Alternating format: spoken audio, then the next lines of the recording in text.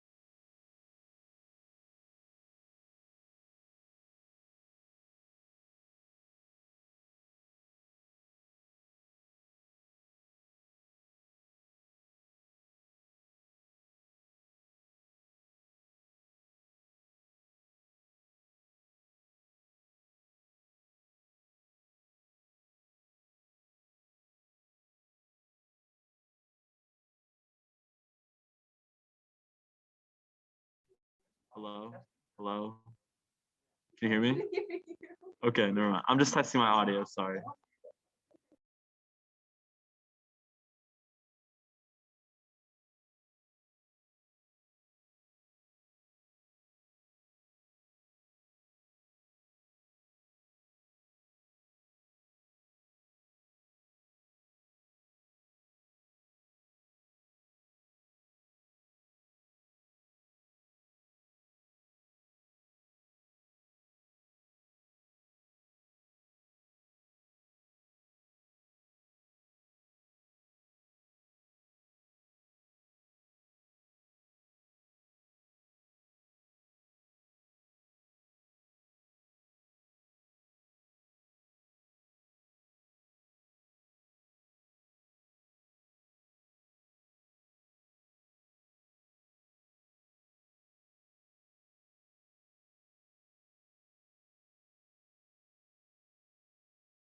What school are you guys from?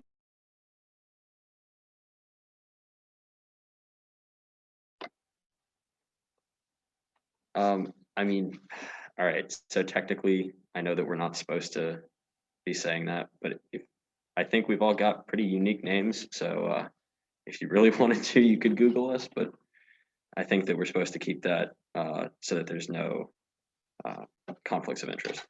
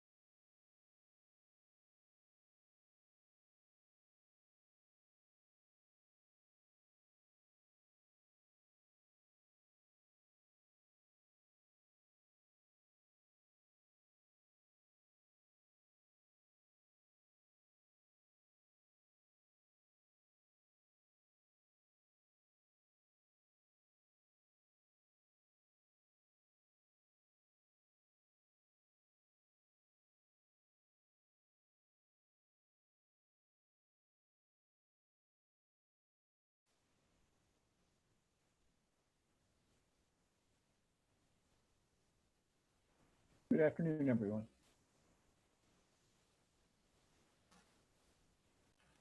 I'm William Vodri, a judge of the Cuyahoga County Court of Common Pleas, and I will be your presiding officer today. I believe we have scoring judges Iban Taiwo and Amy Oveka. Ms. Oveka, I see you're here. Yes, I am here. Very good, welcome. We have Iban Taiwo. I am also here. Oh, there you are, great, thank you.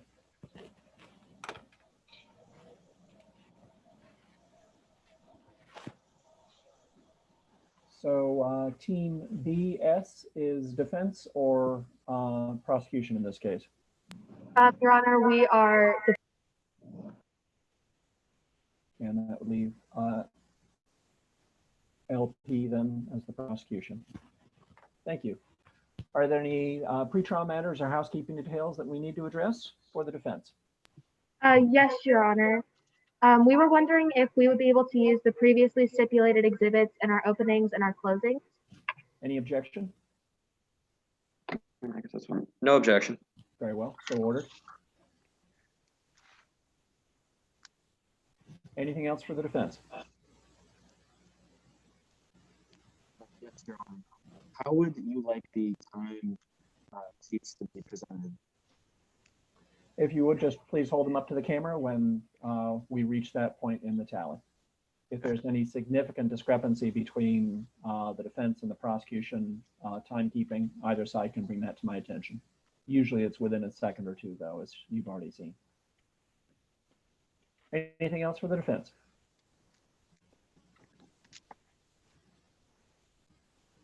Could lead counsel for the defense say yes or no, please? No, Your Honor. Very well, thank you. Any pretrial or housekeeping details for the prosecution?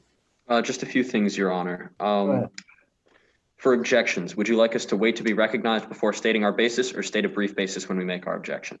The latter. And it can simply be just order to hearsay, leading, facts not in evidence. You don't need to go on at great length unless I ask you to. Thank you. Further, we would ask that the bailiffs remain on screen throughout the trial so as to make their job easier for holding up time cards. So ordered. And finally, we would ask that when a member of the team is not actively involved in the trial, if they could turn their cameras off so as to clear the screen a little bit. You mean other than the lawyer, for instance, on cross or direct? Yes. Any objection by the defense? No, Your Honor. Very well, so ordered. Anything further? No, Your Honor. All right. Could one of our timekeepers please call court to order? Why don't we have the defense do it? The prosecution said it's a bailiff. Oh, very well. Proceed. Hear ye, the U.S. District Court of Middle District, Ohio, Columbus, Ohio, is open pursuant to adjournment. All having business before this honorable court, draw near, give attention, and you shall be heard. Thank you. We're here in the case of State of Buckeye versus Micah Opesa, case 2019 CR 644. Given the procedural posture of this case, the defense gets to go first. Are you ready to proceed with opening statements? Yes, Your Honor. But before I begin, may I introduce my team? Please do. Your Honor, I am Madeline Maffett, and I will be the opening attorney. My co-counsel is John Lunny, and he will be the closing attorney. We will be calling Charlie Wynn as portrayed by Cassandra Eckert, and we will also be calling Corey Abrams as portrayed by Katie Cool. Thank you. You may proceed, and your time would start now. Good afternoon, Your Honors, and may it please the court. 1 year ago, my client pleaded guilty because the prosecution told him that someone had identified him fleeing the scene of his best friend's murder and was willing to testify that he had murdered her. He was misled by the false information provided to him by the prosecution. My client was denied his full constitutional rights when the prosecution failed to tell him that the witness recanted their statement. Prosecution knew that their case without this witness testimony was weak circumstantial evidence at best. because they lowered my client's plea deal the day Corey Abrams recanted his witness testimony. In Boykin v. Alabama, the Supreme Court ruled that a guilty plea can only be admissible if it was given voluntarily and intelligently. My client did not intelligently give away his constitutional rights because he did not have all of the necessary facts. In Kyles v. Whitley, the Supreme Court ruled that the suppressed evidence would have changed Kyles' sentence. They gave him a new trial and allowed him to withdraw his guilty plea. The cumulative effect of the evidence that the prosecution withheld from my client would have changed the outcome of the trial in Micah Opusay's case.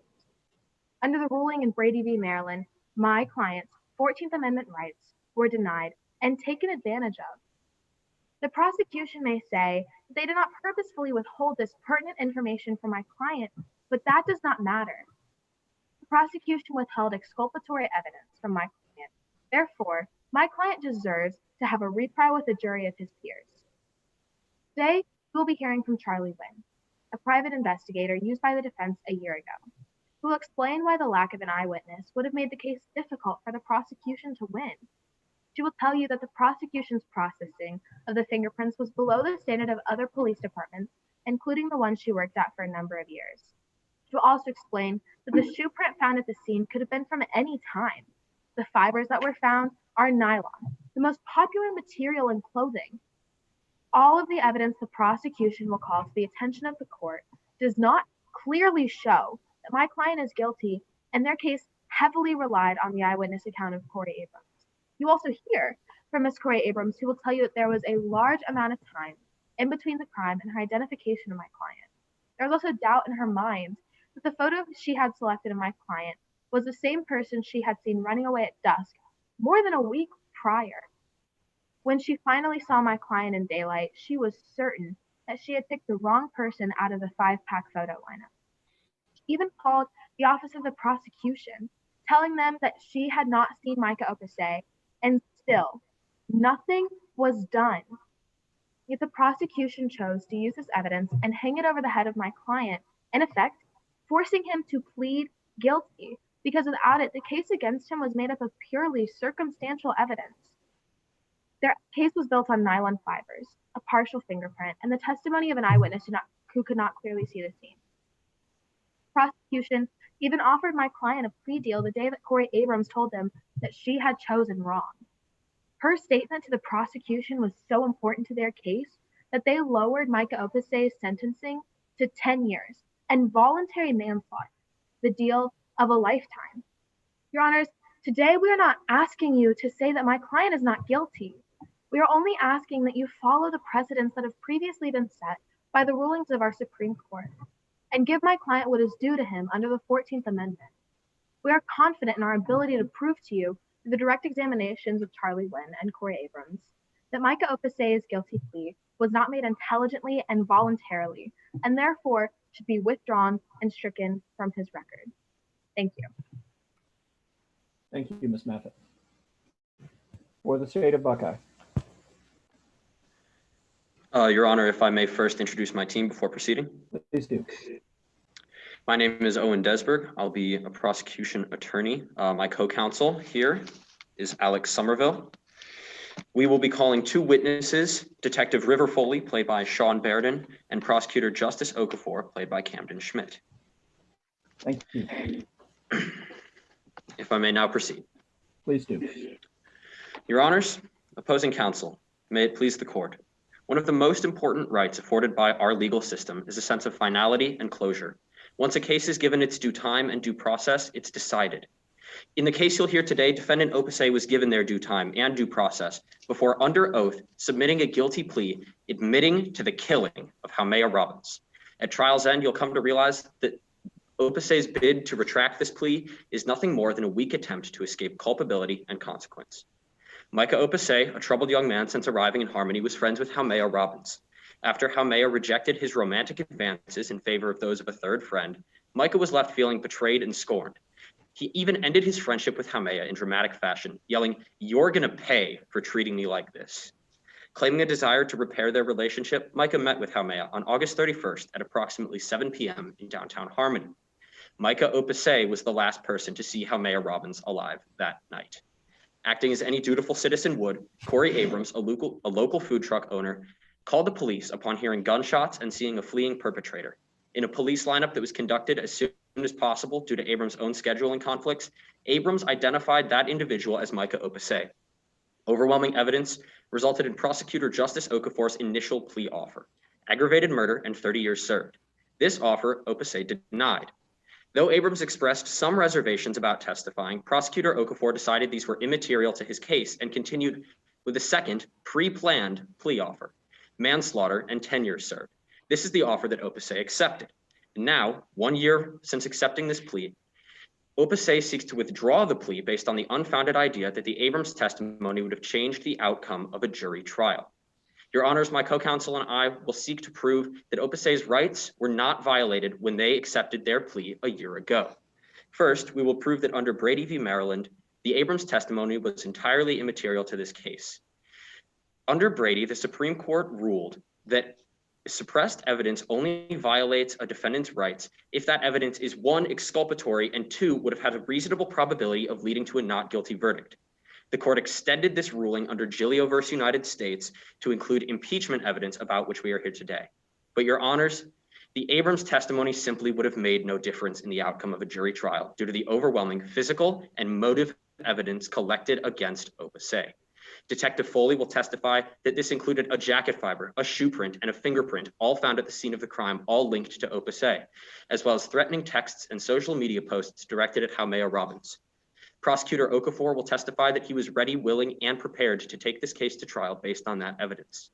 However, even if the court does find the Abrams testimony material, we will still prove that Prosecutor Okafor had no legal obligation to turn it over to defense counsel. Under United States v. Ruiz, the Supreme Court ruled that a guilty plea is not rendered invalid by the failure to disclose impeachment evidence. And further, the Supreme Court has never held that impeachment evidence must be disclosed prior to a plea deal, that such disclosures are only meant to ensure a fair trial. Finally, on the matter of Rule 32.1, we will prove that Micah's plea was made knowingly, intelligently, and voluntarily, and therefore is not considered a manifest injustice. Frankly, it seems in an attempt to escape serving their time, Opasay is wasting this court's. Therefore, at trial's end, we ask that this court hold the defendant up to their knowing, intelligent, and voluntary plea by denying their motion to withdraw. Thank you. Thank you.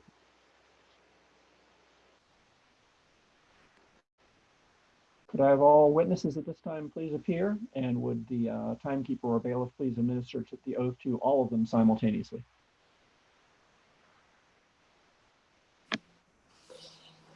All right. Please raise your right hand. Do you solemnly swear that the testimony you're about to give is the truth, the whole truth, and nothing but the truth, and your testimony will comply with the rules of the Ohio mock trial competition? I do. Thank you. As we're here on defense motion, the defense goes first in calling its witnesses as well. You may proceed. Your Honor, the defense calls Carly Winston. Thank you. State your name and occupation for the court. I am a private investigator and the sole proprietor of Wynn Industries, and I have been for the past 10 years. And how many cases have you handled as a private investigator? I've handled over 100 cases. What was your occupation prior to opening your own private investigation business? I was a police officer with the Buckeye Police Department for 15 years. I started off as a patrol officer where I did routine traffic and responded to citizens' calls, and later I was able to become a certified evidence technician and a detective. What qualifications and requirements did you complete to become a certified evidence technician? I attended several training classes and seminars on criminal investigations and collecting evidence while I was still a patrol officer. I completed specific training on collecting and analyzing fingerprints and DNA collection and analysis. And I also took criminal investigations courses, which taught the fundamentals of interviewing witnesses and suspects and keeping an open mind during that whole process. And what did your job as an evidence technician consist of doing? When a crime occurred and there was evidence that had to be collected, me or another evidence technician would be called to collect the evidence. That could consist of anything from taking pictures of the crime scene, collecting fibers, fingerprints, shoe prints, creating sketches of the scene. It really depended on the specifics of the call. And how did you come to be involved in the Halmea Robbins case? I was contacted and subsequently hired by Freddie Six, who was Micah Opusay's lawyer. He wanted me to investigate and look at some of the details of the case. And what evidence did you review? I reviewed all of the evidence in the police report, which included Opusay's partial fingerprints found on the victim's glasses, a shoe print found at the scene of the crime, and some posts from Opusay's social media and texts from Opusay to the victim, as well as some blue nylon fibers. There was also a witness named Corey Abrams who was included in the file. And why was Corey Abrams included in this file? He was an eyewitness to the scene.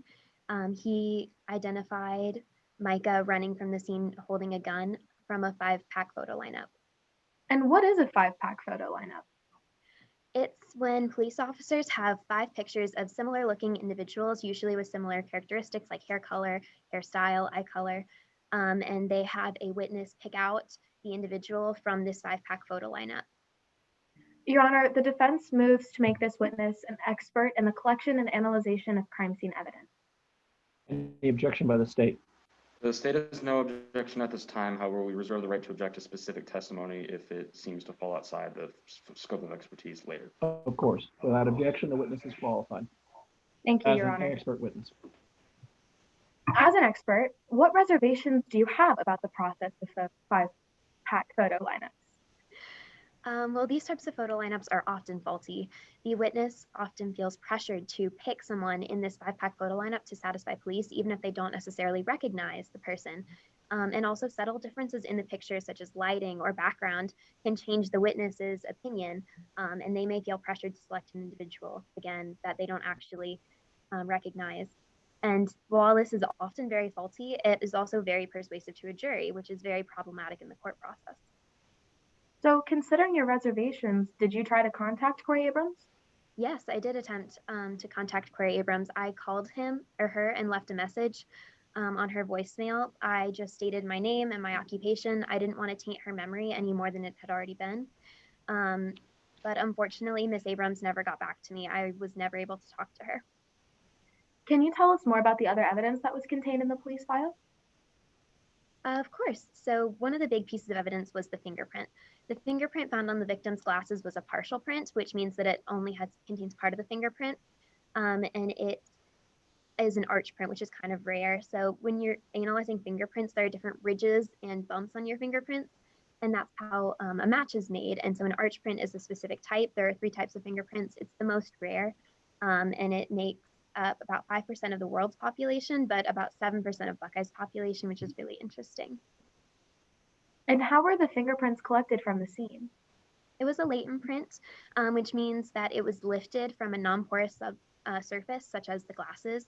And in that case, the crime scene evidence technician would have dusted the glasses with powder and then used tape to lift the print from the glasses. And then it would have been sent to the crime laboratory for analysis. And what is a typical protocol for analyzing these fingerprints?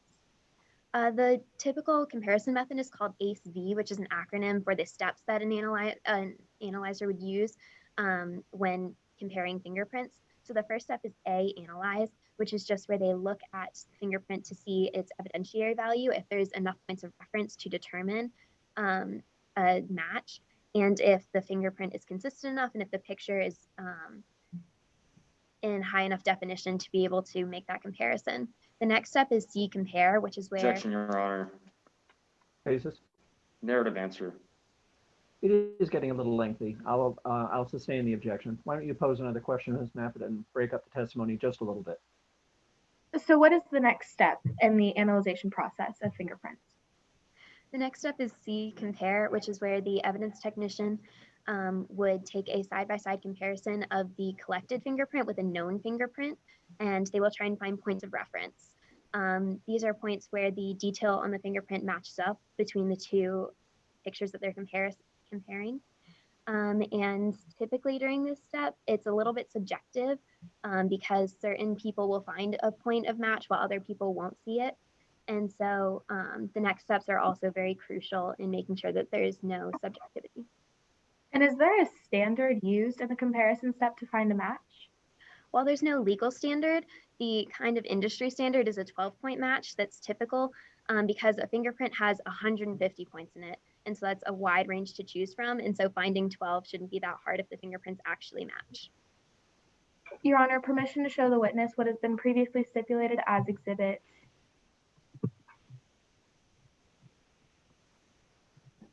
My apologies, Your Honor.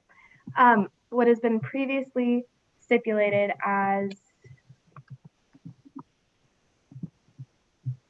exhibit B. Yes, you may. Permission to share my screen. Yes, please.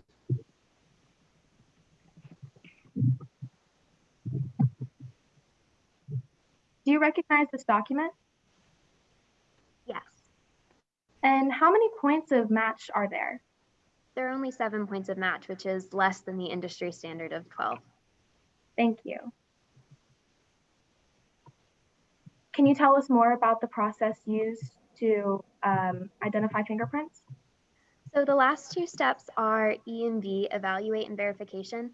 Evaluate is just where the technician looks at the points of match that they found and either determines that the fingerprint is a match, is not a match for sure, or is inconclusive. And then V is verification. This step is really crucial because there is that subjectivity in this type of analysis. And so that's where a second or third an analyzer will come in and double check the points of reference and make sure that they find the same number of points, just to make sure that there's no subjectivity and that a match isn't found when there should be one. And did the prosecution and did the lab do the verification step? No, in the police report, there was no verification step, which is very concerning to me that they were not able to have that extra double check, because that is very important to this whole process. And especially considering that the evidence technician only found 7 points of match. That's just, I mean, like, it's very concerning that they considered that a match without the verification step, and another analyzer would never have verified that result. Objection, Your Honor.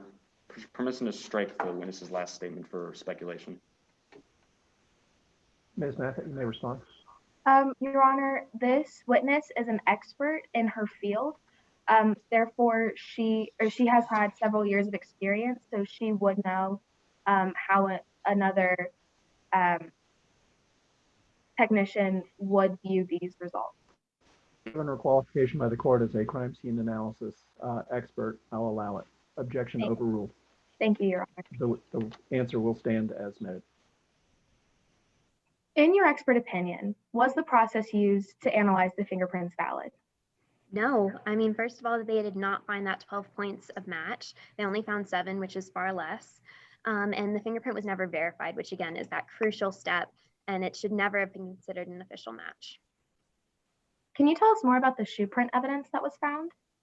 Yes, the shoe print found at the crime scene was a visible print, which means that it is a transfer of material from the shoe onto a surface, in this case, the pavement.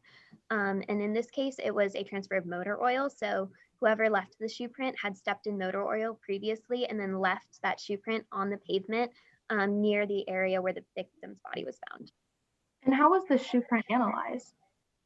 The shoe print would have been photographed and measured on site and then would have been lifted using a gelatin lifter to preserve it for evidence. And with this whole process, it's again crucial that details are taken. It has to be taken at exactly a 90-degree angle, or else the exact sizing of the shoe print won't be accurate and you won't be able to get an accurate measurement of the shoe size. Your Honor, permission to show the witness what has been previously stipulated as Exhibit E. Yes. Permission to share my screen, Your Honor. Please do. Do you recognize this document? Yes. And can you tell us anything that you notice about it? It is a very high quality picture, which is pretty standard and appropriate for this type of analysis. However, I can't tell if it was taken at a 90-degree angle or not. And especially since it wasn't included in the police report as it should have been, I don't know if it was photographed correctly and thus if they would be able to determine a correct shoe size. Thank you.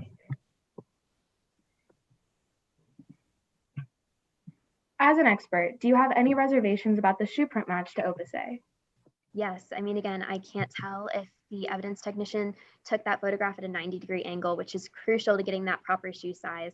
And so I can't tell if the evidence technician performed it correctly. And so it's very concerning that it was, again, included as a solid piece of physical evidence when it's not. And can you tell us about the nylon fiber evidence? Yes, blue nylon fibers were found at the scene of the crime on the victim's clothing.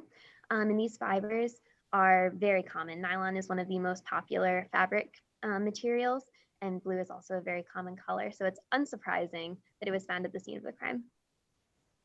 As an expert, do you have any reservations about the nylon fiber evidence? Yes, I mean, again, nylon is a very popular fabric. It's consistent with countless other clothing items and a broad range of clothing accessories. And so it is very common, we found. And with this type of evidence, it can also be transferred at any time. And so the fibers could have been transferred by someone brushing by the victim previously in that day, or even in her own home. It's hard to tell. So with all of this evidence that was collected at the scene, is there any way to conclusively tell when it was left at the crime scene? No, I mean, like, that's the biggest problem with physical evidence. You can never tell when it was left. The fingerprint could have been left on the victim's glasses at any time, depending on how often the victim cleaned her glasses. And so it could have been left months ago. And the shoe print was left in motor oil, which is notoriously hard to get out of pavement, even in heavy storms. And so it could have also been left anytime in the past week and stayed on that pavement. And likewise, the fibers could have been transferred anytime in the previous day to the victim's clothing. And so it's just very hard to know when any of this physical evidence was left. It could have been left at any time by anyone. As an expert, do you think the evidence presented is reliable? I think the physical evidence is circumstantial at best. The unreliable witness identification, the improper analysis of the fingerprint, the commonality of the shoe print and fibers, and the unknown timing of all of the physical evidence is just not convincing. No further questions, Your Honor. Thank you. The state of Buckeye may cross-examine. If I may proceed, Your Honor. That's what I just said. Yes, please. Okay. Ms. Nguyen, are you a licensed private investigator? Yes, I am. And you were a police officer before that, right? Yes.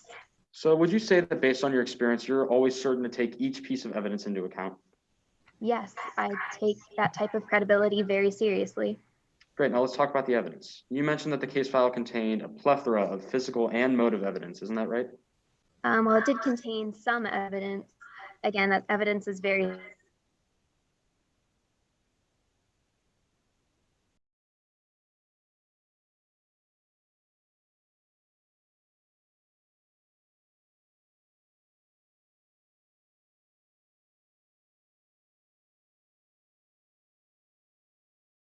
dark social media posts and angry texts, all as you testified in your deposition. Isn't that true? I wouldn't necessarily call the social media posts dark. They were just about toughness, I guess.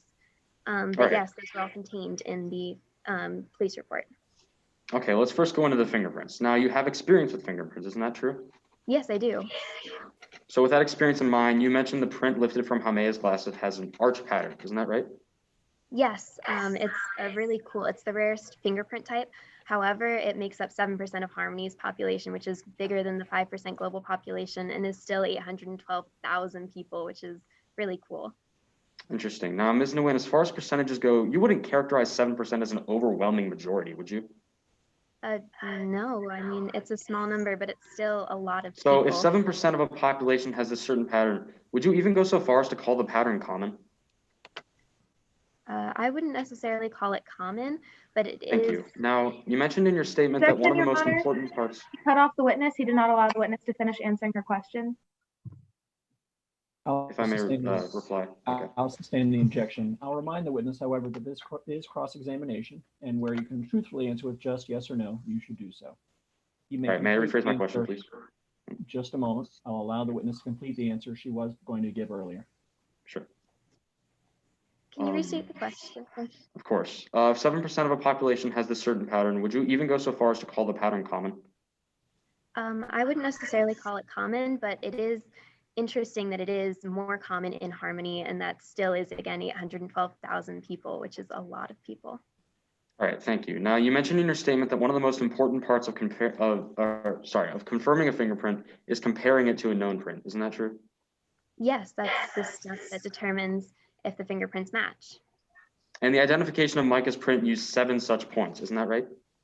Yes, it did, which is less than what I think should be the industry accepted standard of 12. Ms. Nguyen, I'll remind you of my earlier admonition. Where you can truthfully answer with just yes or no on cross-examination, you should do so. All right. However, you mentioned in your earlier deposition that some laboratories require a 12-point match to a suspect's prints before declaring a match. Isn't that true? Yes. In fact, in your own technician days, your own boss required that number of matches, right? Yes. Now, you earlier testified on direct examination that there is an industry standard. Those were your words, that 12 points of match are needed. Isn't that true? Yes. However, in your earlier deposition in line 105, you stated that there is, quote, no standard requirement as to how many points of identification are needed in the US. Isn't that true? There's no legal standard, no. Okay, thank you. Now, another piece of evidence was the shoe print. And what again did the laboratory results indicate about the size of the shoe that made that print? The laboratory results, based on the picture, which I can't tell was an accurate picture, indicated that it was a size 9 shoe. All right, and you also mentioned in your statement that blue nylon fibers were found at the scene that were, quote, consistent with the jacket that Micah had been seen wearing. You did say that, right? Yes, while they were consistent with the jacket, they're also consistent with countless other. But those were your words? Yes. Those were your words, okay. And besides the fiber, you also testified in your deposition that Micah had sent Hamea, quote, angry texts. Isn't that true? Yes, though I guess I noted- can't really, guess what Micah was thinking at the time, but I would describe them as angry. All right, and you noted posts on his social media about, quote, toughness and betrayal. Didn't you say that? Yes, but I mean, he's a teenager. It's typical. All right, thank you. Now, given we just reviewed all the evidence, would you say in your opinion that only an expert could truly testify to the analysis of this evidence? Yes. All right, and wouldn't you agree that an expert should be unbiased? Yes. Yet, isn't it also true that Freddie Sticks, Micah's attorney, paid you double your typical fee for your work on this case? No, that's not true at all. He offered to pay me double my typical fee, but I refused. I take my integrity very, very seriously. And so I refused to allow him to pay anything but my normal rate because I didn't want to be biased on this case. All right, thank you. Now, finally, would you say that part of your job as a private investigator is to, quote, interview potential witnesses and suspects? Yes. In fact, you even say in your testimony that you learned the importance of following up on tips throughout the investigative process, right? Yes. So, seeing to this duty, you left a voicemail for potential eyewitness Corey Abrams on October 4th, 2019, correct? Yes, I did. I thought it was very important to check up with that eyewitness. But she never did answer or call you back, did she? No, I was very disappointed, but I can't force people to talk to me. That is disappointing. Now, did you ever make any further attempts to follow up with her? Yes, I did. I attempted to call her again, but again, she didn't answer.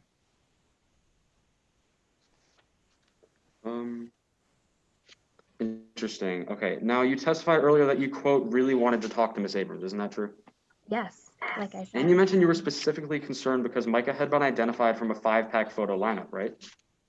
Yes, they're notoriously faulty, but again, can be very persuasive to a jury, which is In fact, concerning. you believe them to be problematic and inherently biased. Isn't that true? Yes, like I just stated. So wouldn't you say that photo identifications are unreliable evidence based on that bias? Yes, but they can still be persuasive to a jury. But when even with presented. all that concern in mind, Objection, Your but even Honor. with all that concern, He's not allowing the witness to finish answering the question. It was a question capable of being answered with yes or no, so I will overrule the objection. Mr. Jesberg. thank you. I'll restate my last question. Would you say that photo identifications are unreliable evidence based on that bias? Yes, But even with all that concern in mind, you still never followed up with Ms. Abrams? I did follow up with her. I just was unable to contact her. Again, I cannot force people to talk to me ever, which is very disappointing. All right, no further questions. Thank you. Any redirect, Ms. Meffett? No, Your Honor. Thank you. The witness is excused. The defense may call their next witness. Your Honor, we'd like to call Ms. Corey Abrams to the stand, please. Ms. What is your Abrams. name? Corey Abrams. And do you live in Harmony, Corey? Yes, and I have for the last 22 years. My Objection, Your family. Honor. Basis. Leading question. It's a preliminary matter not in dispute and thus may include leading questions. The objection is overruled. I've lived here for the past 22 years. My family moved here when we were quite young, so I'm really happy to live here. It's a really nice place to live. Now, do you have a profession, Corey? I do. I own a food truck called Corey's Kebabs. I've been working in it for a really long time, and it really is my pride and joy. Now, approximately how long have you been working there? I've had the food truck for about 5 years, but I've been working on it for a lot longer. Being that a food truck is mobile, where do you usually set up your business? We usually park a lot of local food trucks, and I actually park on a corner downtown, First and Green. We really have a nice community there, even though technically we're competing for customers. Speaking of customers, what days do you usually have them? We'll usually have the most because we are mobile and we do have to eat outside around the summer days when it's warmer, especially on holidays like Labor Day. People are out with their families trying to enjoy a nice meal. What kind of things would you see on a Labor Day? Like I said, a lot of families walking around, usually beautiful summer day. I actually had quite a strange Labor Day a while ago. It was just really out of the normal. Now, can you describe why it was strange? Well, it was around 8 o'clock. I was cleaning my food truck. I had just closed down. I was scrubbing at the grill. You really have to get at it right as it cools so that it doesn't rust. And I thought I heard what sounded like a truck backfiring. We are in the corner with a lot of food trucks, but it surprised me enough that I looked outside and I saw someone running away from my food truck, the parking lot. How long were you able to identify this person for? Well, it was around 10 seconds, which would normally give me a good look, but it was quite dark and summer holiday around 8 o'clock, so the sun was already set. I was able to see, however, that they were holding a gun, which led me to believe that it was actually gunshots that I'd heard and not a truck backfiring. So what did you do with this information? Well, as soon as I realized that it was a gunshot and not truck backfiring, I immediately called 911, and they said that they were sending someone down to talk to me. And did 911 ever dispatch anyone out to you? Yes, they sent a detective, River Foley. Now, what did you tell exactly Detective River Foley? Well, I told them that I'd seen the person running away with a gun. I'd already been able to see kind of what the clothes they were wearing, which was a blue jacket or shirt of some time, black jeans, and black and white high top shoes. And did you ever talk to this detective again? Yes, about a couple days later, actually on Labor Day, they called me to have me come down to the station. However, I was out of town in Chicago for a food truck convention, so I wasn't able to come down till about September 10th. Now, when you did go eventually down there, what did you do? Well, they had me pick a photo out of a 5-photo lineup. They were all very similar, so I decided to take my time. I wanted to make sure that I was picking the right person. One, in fact, actually caught my eye immediately because it seemed like it was a lot brighter than the rest of the photos, and I seemed to recognize the person at least a little bit. They seemed a lot more familiar to me than the others. And then what was Detective Foley's reaction to you identifying this person? Well, they seemed really interested the entire time I was picking, which I guess makes sense. But especially when I was looking at that photo, they seemed to be looking at me more closely. When I identified the photo, even though they were familiar, I wasn't exactly sure. So I made sure to tell Detective Foley that, but they reassured me that I had a good memory. Were you ever informed who you had picked? Yes, I was. I was informed that it was Micah Obse and that they had actually hurt someone the night of the murder. And when did you hear about this next? Did anything ever come up? It was about a month later. I hadn't been too concerned about the case. I was busy working on my food truck, lots of new changes. But I was sitting down to watch the news, and I saw a news clip, and it included Micah Obse walking to the courtroom. And as soon as I saw Micah Obse, walking around in full daylight. Objection, Your Honor. This is becoming a narrative. It sounds to me like she's probably reaching the end of this answer, so I will overrule the objection. Ms. Abrams, if you could keep your answers a little shorter and wait for the next question in future. The objection is overruled. You may proceed. So as soon as I saw them walking around, my stomach really just dropped. And why did your stomach drop? Because as soon as I saw them walking around in full daylight, I knew that it wasn't the person that I had seen on that night. Micah Obse was not the person I had seen. And what about the suspect that you just saw on TV made you rethink your initial decision? Well, the build was completely different. The person that I had seen was a lot taller and had a bigger build, but Micah Obse really wasn't that. And so what'd you do after this? Well, I immediately called Detective Foley because I was so sick to my stomach about possibly negatively identifying this person. So I called them and let them know that the person that I had seen, that Micah Obse, was not the person I had seen.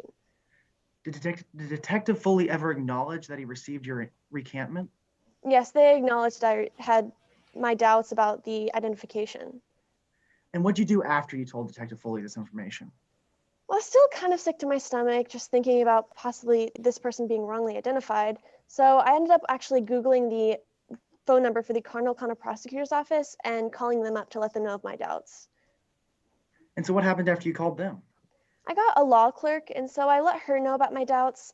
She did acknowledge them, and I asked if I would ever be contacted again, but she didn't know. And did anything at all happen next? Not really. I wasn't ever contacted again, which surprised me because I thought that I would be. But so about a year passed. I mean, I still felt so guilty. And so I ended up actually sending a letter to the defense offering my help in any way that I could. No further questions, Your Honor. Thank you. The state may cross-examine. Thank you, Your Honor. Ms. Abrams, my name's Owen Desberg. I'm just going to be asking you a couple questions here. So let's start at the beginning. You were at the scene of the crime on August 31st, is that right? Yes, I was. And you gave a statement to Detective Foley at that time. Would you say that's true? Yes. And in that initial statement, you gave a description of a running figure wearing a blue bomber jacket, correct? Yes, I did. And you saw him well enough to identify the style of the jacket? Yeah, I saw the style and the color. Your description also included black and white high top sneakers, is that correct? Yes. So you saw the figure well enough to identify the pattern on his shoes? Yes, I did. And you saw a gun in the suspect's hand, is that correct? Yes, I did. You even briefly spotted the figure's face. Yeah, right at the end, I called out something and they turned towards me. So that's when you yelled, "Hey, what's going on?" and they turned and looked right at you? Yes. But you also got a side profile as they ran past as well? Yes, a quick side profile as they were running by, around 10 seconds, not much. So naturally, you were called in for a photo lineup, correct? Yes, I was. And Detective Foley initially contacted you for this lineup on September 2nd, right? Yes, but as I said, I was unfortunately out of town, so I wasn't able to come in right away. So the lineup took place on the 10th, correct? Yes, this is correct. And this was due to your own scheduling conflict that pushed the lineup back? Yes, I couldn't have helped it if I tried. I was out of town. I couldn't come back right away. It's hard to miss So that's a those yes? things about conventions. Yes. But even a week later, you did pick Mike Opasay out of that lineup, correct? Yes, because they looked familiar enough. But you did? Yes, I did. And you mentioned that you have a good memory for faces in your previous statement, correct? Yes, I try to remember all of my faces. I get a lot of practice. Sometimes I mess up, but it's just a food truck, so it isn't really all that important. But you say that it is important to your business because it helps ensure repeat customers, correct? However, if I mess up when misidentifying the customer, it's not as big of a deal because it's just food. It is important to me for my business, but they can always correct me. So it is important to your livelihood through your business that you can remember faces, correct? Yes, it is, but it's not as big of a deal if I mess up than I would at a photo lineup. So that's a yes? Yes. And would you say that this facial recognition did help you during the photo lineup?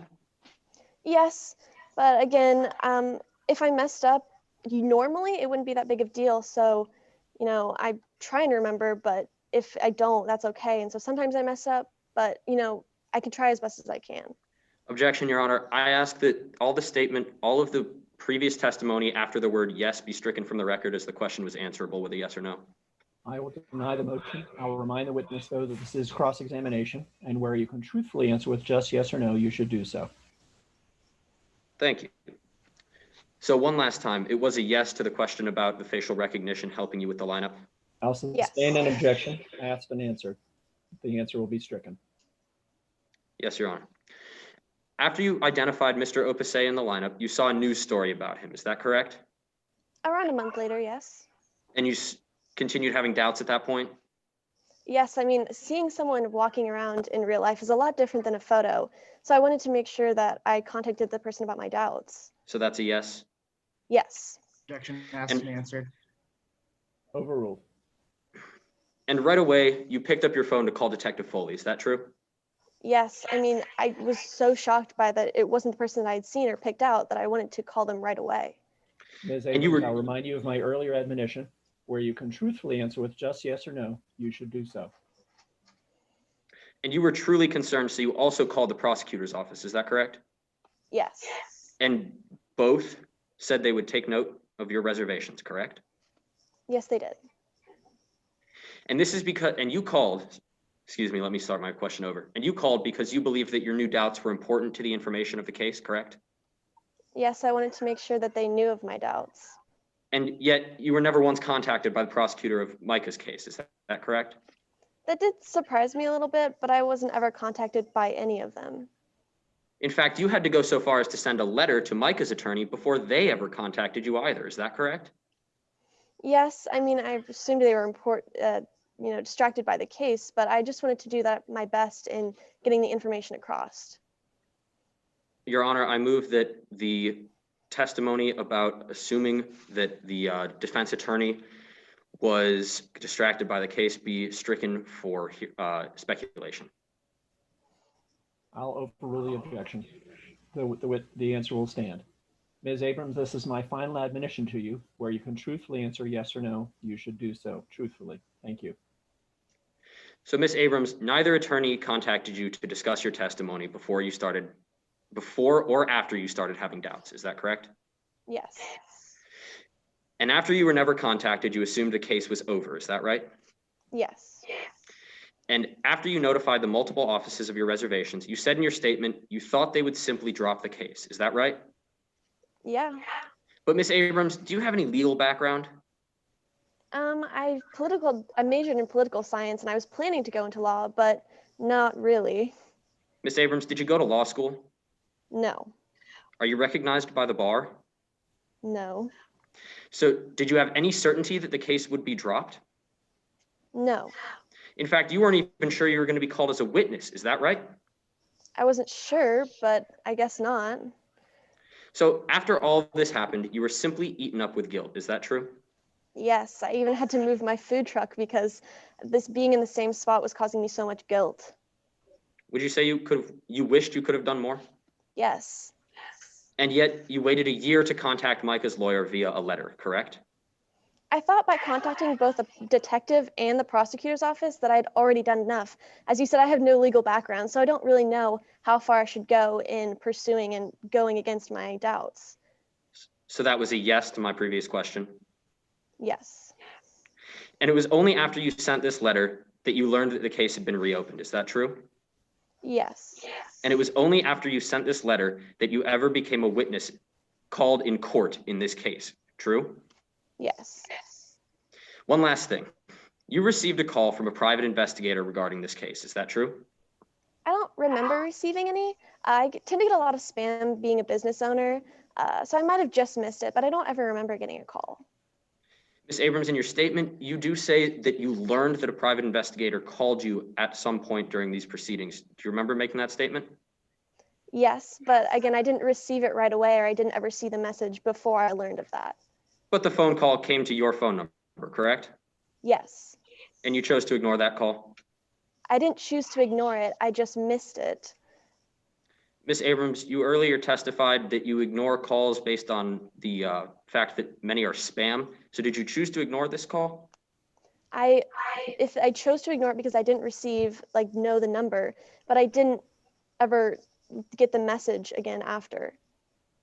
So Ms. Abrams, in your statement, you talk about being easy to reach based on the fact that customers can come to you at your food truck. Is that correct? Yes.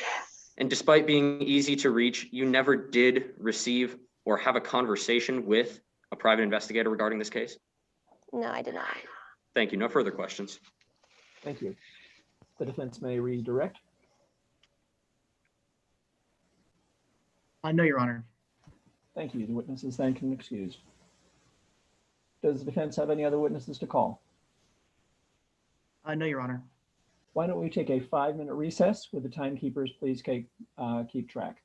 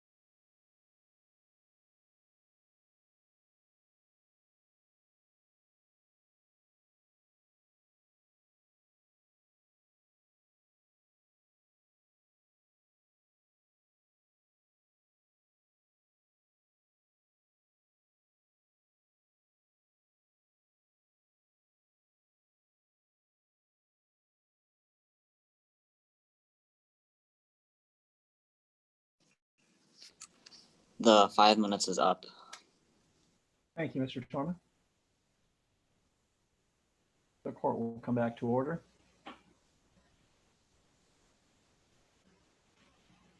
The defense having rested, we now turn to the state of Buckeyes case, if any. State of Buckeye calls Detective River Foley to the stand. Very well. Detective Foley, If I may proceed. you may. Could you please state your name for the court? River Foley. And what is your profession? I'm a detective for the Harmony Police Department. I've been an officer for the past 24 years. How did you first get involved in police work?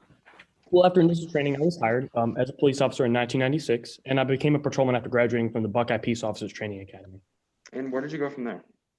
Well, I received a promotion, and I was able to participate in 3 months of state investigator training. Did you complete any other training? Of course, I have 300 hours training as an officer, and I was actually certified as a master evidence technician based on said training. What did you do with that certification? I was assigned to the homicide unit as a detective. I've been able to work on over 400 cases, and I've actually been the lead detective on over a dozen. Did you ever complete any specialized training? Definitely. In 2005, I was selected for 4 months of advanced crime training with the FBI, where I became very acquainted with all sorts of homicide evidence. What specific evidence have you been trained to handle? The works: fingerprint, classification, comparison, collecting and preserving trace evidence, blood, shoe prints, fabrics, fibers, anything you'd see in a homicide case. Now, at this time, based on Detective Foley's education, training, and experience, we request that this court recognize him as an expert in evidence collection and analysis. Any objection by the defense? No, Your Honor. Without objection, the witness is thus qualified. Thank you, Your Honor. Now, we're here about the Hamea Robbins case. Could you explain how you first got involved in this case? Well, on August 31st, when the murder was reported at 8:30, I got a call and I headed right down to the crime scene at First and Green. What were your initial observations of the scene? I saw Curry Abrams there. So I interviewed him. And what did you learn during that interview? I learned that they heard gunshots and saw a running figure. They were able to give me the general description of an individual seen running with a gun. Did she describe the figure's appearance? Yeah, clothes mostly. There was a blue shirt or jacket, black skinny jeans, and a pair of black and white Converse sneakers. Now, what happened next? Well, CSI was collecting evidence and got blood samples, fingerprints, shoe prints, fibers. Was all that evidence material to your investigation? No, the blood actually came back to the victim, but everything else was very material to the case. All right, now tell me about the fingerprint. Evidence was processed, and the lab reports came back with a few matches, some with an arch print, which is a rare fingerprint type, really helped us to narrow it down. Was the fingerprint further analyzed? Of course, we want to be certain we were doing it right. The arch narrowed it down quite a bit, but we increased our confidence by identifying several match points. And who did the fingerprint match up to in the end? Micah Opusay was actually already in the system. Why were his prints already in the system? Objection, Your Honor, improper characterization of the witness.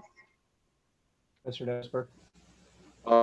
This testimony is going to Micah's truthfulness, as past convictions could give evidence as to maybe perhaps a lack of truthfulness, as this testimony will show. Your Honor, may I respond? You may. Your Honor, the value of them explaining why Micah's prints were in the system does not outweigh the prejudiciary value of what they will say. Mr. Desberg, will the testimony illustrate or speak to a prior conviction of Mr. Opusay? Not a conviction, but an adjudication, and we will describe the specific crimes and how they relate to truthfulness. As any individual charged with a crime is presumed innocent until proven guilty, and these would not pertain to a conviction, I'm persuaded that it is more likely prejudicial than probative in this case, so I will sustain the objection. The detective will not respond to any questions as to prior dealings of the defendant with law enforcement. Thank you, Your Honor. Mr. Desberg, your next question, please. Was this the extent of your analysis of the evidence? No, it's important not to get caught up in the trap of latching on to any specific narrative you can make. We want to make sure that we're coming at it from all angles so we get the right guy. So going back to that other evidence, would you recognize the shoe print if shown in court today? Yes, I would. Your Honor, if I may screen share my exhibit. Please do. And let the record reflect, I'm showing opposing counsel a clean and unmarked copy of what has been previously marked as Exhibit E. Do you recognize this exhibit, Detective? Yes. And so in the context, or sorry, what do you recognize it to be? Well, it's a photograph of people collecting the crime scene. All right, now in the context of your investigation, what conclusions were you able to draw from this shoe print? Well, we analyzed it and concluded that the print came from a size 9 Converse high top. Later investigation confirmed that Mr. Opusay wore one that night. right. Were there any other sort of clothing evidence that you analyzed? Oh yeah, a blue bomber jacket. Tell us about that jacket evidence. Well, we recovered blue nylon fibers from the scene, which we found to be consistent with the jacket that Mr. Opusay wore that night. These fibers were recovered from Jaume's clothing. And what did this evidence suggest? Well, the fingerprint, shoe print, fibers, and Abrams' description of a person running away with these types of clothing helped to establish Mike as a person. So with that being the case, did you do any further investigation into him? Yeah, I looked into his social media and found some very concerning posts, much more than your typical teenage angst, very dark and demented. So did all this evidence lead you to do anything? Yeah, we brought him in for questioning. What did you learn from that questioning? Well, the basic details of the situation, there was a love triangle involved. He actually got extremely emotional during the questioning. Did this behavior match up with anything you've seen before in your career? Yes, love triangles are extremely common in cases like this. It can be seen as a motive, and yeah, it's extremely common in the murder cases. Were there any unusual incidents to note? Yeah, he got extremely emotional, like I said. He slammed his fist on the table, and he said that he wanted to fix his friendship with Jaime and not kill her, which was strange to me because I never mentioned anything about him killing her. All right, now did you interview anyone else in the course of the investigation?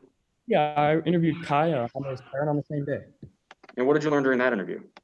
I learned that Kai did not trust Micah much at all, and I was able to gain further information when they provided me some texts from Micah to Jaime.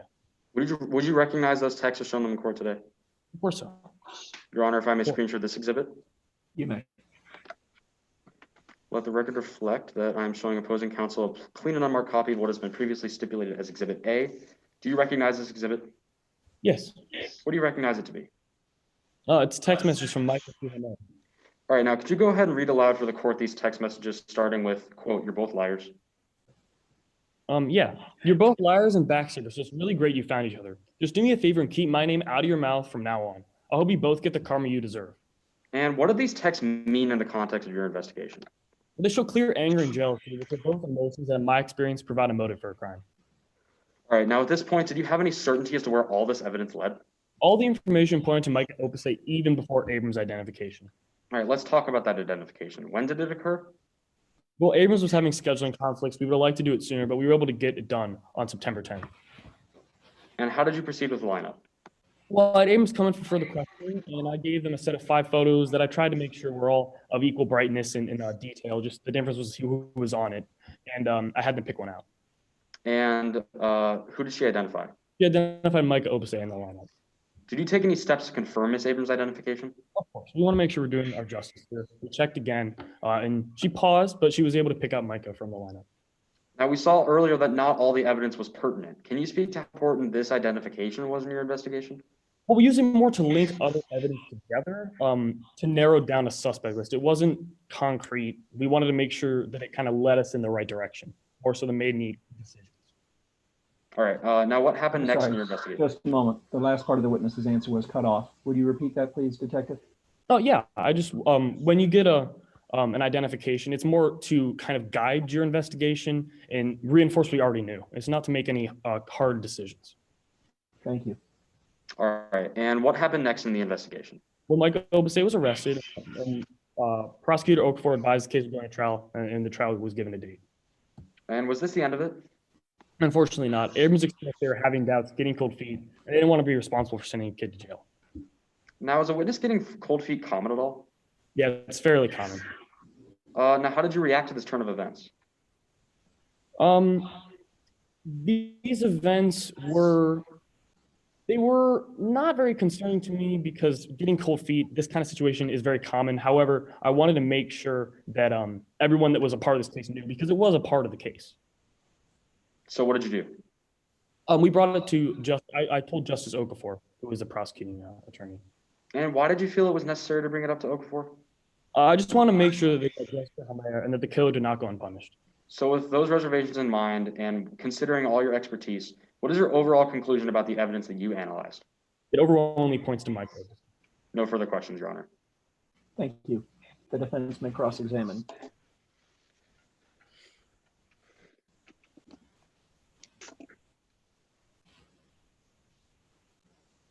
You did not collect the evidence at the scene, did you? Another police officer did, but I believe that as a police officer, you have to trust everyone you're with. And so it was as if I did. Anytime another police officer works with it, it's as if I did. nor did you analyze the evidence, did you? Again, other police officers, you have to trust them. It's as if I analyze the evidence. I have full trust and faith in them. And you said that eyewitness accounts do tend to be unreliable. Yeah. But you also said that they can be very helpful in reinforcing what you already know. Of course, it's like a tunnel. It guides you. So not having an eyewitness to reinforce what you already know could have been damaging to your case if it was made up of circumstantial evidence. Well, as an experienced cop, you find ways to get to the bottom of the truth either way, but it can help me. It makes it easier. Do you had a high sense of confidence in when the evidence had been left at the crime scene, yes? Excuse me, I didn't hear all that. You had a high sense of confidence of when the evidence had been placed at the crime scene, yes? Yeah, because of rain, we could kind of tell when all the evidence was placed because the rain would have washed it away if it happened before. But it's not possible to be certain, is it?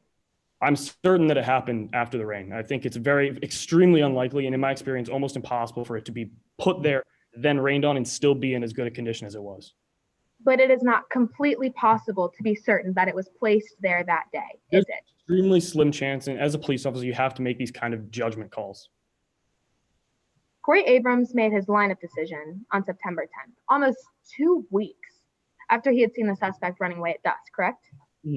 That's true. And after interviewing Micah Opusay, you interviewed Kai Robbins, correct? Yes. And during this interview, they provided you with text messages from the deceased phone that you deemed to be threatening. Is that correct? Yes, I found the information to seem threatening. And even after you had these text messages and social media posts that you found in your investigation, you still made a point to get a positive identification from Corey Abrams more than 2 weeks after the murder occurred to solidify your case. Of course, if I can get any more solidification to a case, I want to take it. Again, I don't think I needed it, but I would have wanted it. And it was only on the day of Corey Abrams' positive identification of Micah Opusay that you obtained an arrest warrant for Micah Opusay. Is this correct? I got all the evidence I possibly could in the case. If I thought I could get more, I would have gotten more. That's why I waited to do that identification. You wanted more than just physical evidence before arresting Mr. Opusay. Is that correct? I wanted all the evidence I could possibly have. So again, even after this identification, I would have wanted more from that if I could get it. I just didn't think there was any more. So that is a yes to my previous question. Yes. On October 6th, Corey Abrams called you and told you that they were unsure about the identification of Micah Opusay. This is correct? Yes. And while you doubted it, you still took note of her concern. I believe that any concern that someone that is a part of my case has is in turn part of the case. Would it have been detrimental to the prosecution if Corey Abrams had testified in court that Micah Opusay was not the individual running away from the scene? Objection, Your Honor. This question calls for some sort of legal expertise, which my client has none of. Your Honor, may I respond? Yes, please. Your Honor, the witness is an expert. He has been lead detective on several cases and a part of over 400 cases. I think he would know if it would be detrimental to the prosecution. I'm inclined to agree. It does not call for an expert opinion, but a lay witness in this context, which would be a detective speaking about legal strategy or the legal impacts of testimony on a case, is testimony which I believe he's capable of offering. So I will overrule the objection. Detective, you may answer. Could you repeat the question, please? Would it have been detrimental to the prosecution if Corey Abrams had testified in court that Micah Opusay was not the individual running away from the scene? No, I think that Corey Abrams did not know who the individual was, so it would have still been nebulous. And I think that the other evidence we had pointing to Micah was sufficient enough. So would it have been detrimental to the defense if Corey Abrams had testified in court that Micah Opusay was the individual that they had seen running away from the scene? Yes, because it would no longer be nebulous. There would be a person, there would be a face to the murder. So it would be detrimental to their case. Because of the fact that it would be a concrete person. If Micah was able to come up, or excuse me, if Corey was able to come up with another person he saw, then it would be detrimental to the case, but he could not do. That is a yes to my question. Yes. So the next time you saw Justice Okafor, you let them know about Corey Abrams' reservations. Yes. And he didn't have much of a reaction, did he? Give me an affirming head nod. I thought that was sufficient enough. He got the information. So he only shook his head yes. Yes. He never specifically said anything about him contacting Corey and following through, did he?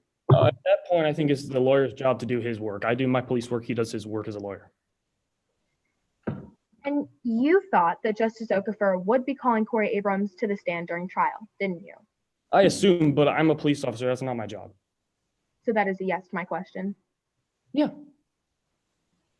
And you never told Micah Opasay or his counsel about the loss of the eyewitness testimony, did you?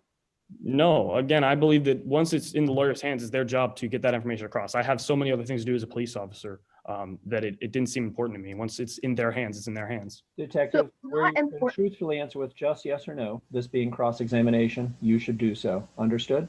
Yes. Thank you. Next question, Ms. Meffett. So it was not important to you to let the defense know of the loss of an eyewitness testimony, was it? No. No further questions, Your Honor. Thank you. The state may redirect. Thank you, Your Honor. Now, Detective, why again was the lineup not conducted until 11 days after the murder? Because Corey Abrams could not make it. She was at a food truck convention. Couldn't make it until September 10th. And did you confirm that Abrams was certain about her identification? Yes. All right. Now, can you take us again through the evidence in this case, please?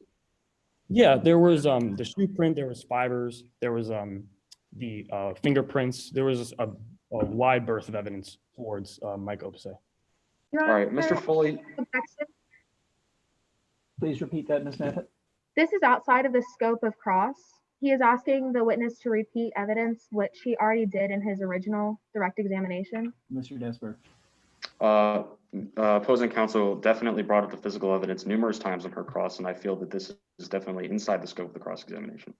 Your Honor, I never brought up the physical evidence. I only brought up the eyewitness account. If I may respond? You may. She discussed that without the eyewitness account, the case would have rested solely on the physical evidence alone, and clearly that constitutes mentioning the physical evidence. Although I don't think Ms. Meffett herself mentioned it, it did come up in the course of the detective's testimony, so I will allow it. Overruled. All right, thank you. I'll rephrase my question. Can you take us again through the evidence in this case? Yeah, there was fingerprints. Briefly, please, detective. Excuse me? Briefly, please. Yeah, there was shoe prints, there was fingerprints, there was the jacket fibers, and there was the description. All right, and do you consider it important to take evidence up together or to pick it apart piece by piece? I believe evidence should be taken together. So then taking the evidence together and considering your vast homicide investigation expertise, what was your overall conclusion about where the evidence leads? All the evidence pointed to Micah Opasay. Finally, could you please explain the phone call you received from Abrams regarding her identification? I was given a phone call that she explained to me that she was getting cold feet. She didn't want to send the kid to jail. She was getting nervous. She was worried. Did Abrams formally recant her statement? No. And again, is a witness getting cold feet common? Extremely. But despite this commonness, did you feel it necessary to notify Okafor of Abrams' reservations? Of course, it was part of the case. And did he take note of those reservations? Yes. No further questions. Thank you. Ms. Meffett, are you entitled to recross? Or did you wish to do so? Yes, Your Honor. You may. You said several times that the witness had cold feet. Yes. Did the witness tell you that they had cold feet? No, but I could clearly tell from what they were telling me that that was the case. And they told you that Micah Opasay was not who they had seen at the scene of the crime. They said they had reservations that Micah Opasay was who they saw. That Micah Opasay was who they saw? They had reservations, meaning that they did not know for sure that Micah Opasay was who they saw. So does that mean that they were just worried about throwing the kid in jail, or they were worried about that he was not who they had seen? I believe that both of those things are true. That objection, Your Honor, he is speculating as to what the witness was thinking. It was a question that you put to him, so I'll allow it. My apologies, Your Honor, I said it. So you believed that she was just nervous about putting the kid in jail? Yes. No further questions, Your Honor. Thank you. The witness is excused.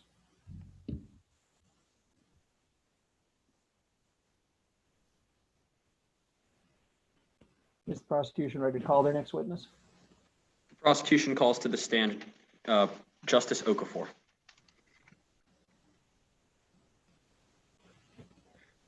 If we may proceed, Your Honor. You may. Could you please state your name just for the record? Just a moment, Mr. Desberg. I note that this is, I believe, the 5th thing you've done for your team. Will your teammate, Mr. Summer, be doing anything? Your Honor, my teammate, Mr. Somerville, and I are on the same Zoom since we are in the same room. He's been the one that has done the cross-examination of Charlie Nguyen and the direct examination of River Foley. I gave our opening statement. I crossed Ms. Abrams, and I will now be directing Prosecutor Okafor. Thank you. It seemed that you had done significantly more, but I guess I miscounted. Thank you. I apologize. Please proceed. Mr. Okafor, just for the record, could you state your name for the court? I'm sorry, could you repeat that? Justice Okafor. And Mr. Okafor, where are you employed? I work for the Cardinal County Prosecutor's Office. How long have you been with the Cardinal County Prosecutor's Office? I've been an assistant county prosecutor for 10 years, but before that, I was a law clerk while I studied for the bar exam. And could you tell us a little bit about why you wanted to become a county prosecutor? Of course. I believe that society really needs law and order to keep the community safe. And that's just what makes me love my job. I want to keep everyone safe. And when I stand up in the courtroom, I'm representing the entire state of Buckeye, specifically this county. So pursuant to your desire to become a county prosecutor, where were you educated? I graduated from the Buckeye State DeHaan School of Law. And can you tell me a little bit about your typical duties as an assistant county prosecutor? Sure. Usually my caseload is between 60 to 80 cases. I handle all adult felonies. It's a lot of work, definitely a lot of stress, but that's why I have law clerks. They help me keep up with deadlines and talk to witnesses. So with such a great caseload, how do you typically approach a case? What I find works best for myself, I have a set little procedure that I follow. When I get a case file, I'll look through everything, the case facts, the witness statements, all the evidence, just to make sure that, everything lines up and there are no surprises. And was this process any different in your handling of the Opus A case for which we're here today? No, as always, I did my due diligence. I went through everything in the case file. And did anything jump out to you in your initial review of the Opus A case? No, from a early standpoint, it seemed pretty standard. All the evidence was there. One of the patterns that I've noticed in my time is that 90% of cases of violence is erupting either over love or money, and this case seemed to follow that pattern. And as you looked through your case file, what did you look at? I'm sorry, can you repeat the question? As you looked through your case file, what specifically did you look at? I looked at all the evidence, both physical and non-physical. And what was that physical evidence? Well, the big physical evidence pieces, there was a fingerprint on Hame's glasses that matched Micah's. There was a shoe print at the scene and fibers matching Micah's jacket. And what did that physical evidence mean to your case? Those three things, they really give us a strong backbone for our case against Micah. I felt comfortable taking that case to trial with just that alone. And was there any non-physical evidence included in the materials? Yes, in the case file, there were also some social media posts from Micah.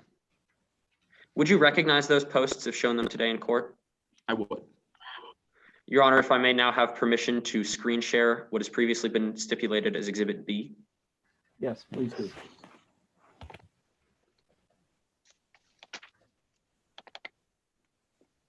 Exhibit B. Can everybody see that all right? Yes. All right. Mr. Okafor, do you recognize this exhibit?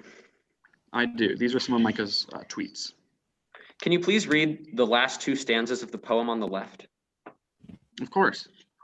You think you would have learned. I'm not one to sit around and be burned. I'm not passive, just aggressive. Maybe it's time you get the message. How do posts and language like this affect the analysis of the case? Just looking at the words that he uses, he seems kind of like a spurned lover. It gave us really a motivational aspect to our case. Thank you.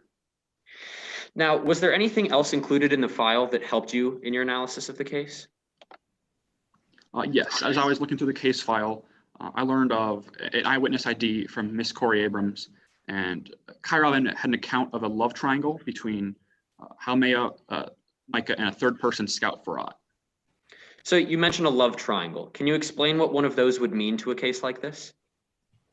Yeah, as I said, one of the patterns I've noticed is violence erupts over love a lot of the time. In this case, Micah seemed to be the odd man out. So it just gave us another piece of motivational evidence. And did you draw any conclusions from the file's summary of evidence as a whole?